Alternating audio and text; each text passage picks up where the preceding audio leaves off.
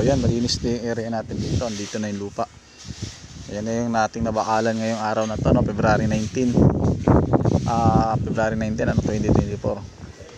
So ito, bukas namin to gagawin. Ayan, bukas naman yan. Pero pinabilang ko na kung ilang stirrups ang anilyo ang mailalagay natin dyan. So yan, okay na yan. Tapos okay na pala yung buhos natin, ano. Ayan, yung ating natitirang dalawang poste ay okay na, kompleto na yung poste.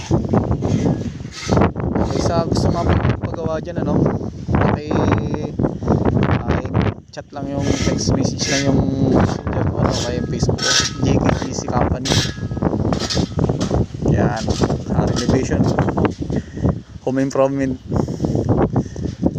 sa bahay ang ating mga ginagawa. So yan, layout na renovation po, tsaka mga home improvement po ang ating ginagawa. So yan, natapos natin yung buhos. So bukas guys, tanggal ng puting box. Forma na yun, tatanggalin natin yan, tapos pupormahan natin, bubuhusan natin para Wednesday ilaglag natin ulit itong mga lupa na nandyan sa ilalim para lumuwag-luwag na tayo. So yan, konti na lang, okay na. Kukuha na natin yung plant leveling ng bahay. So yun lang muna, no.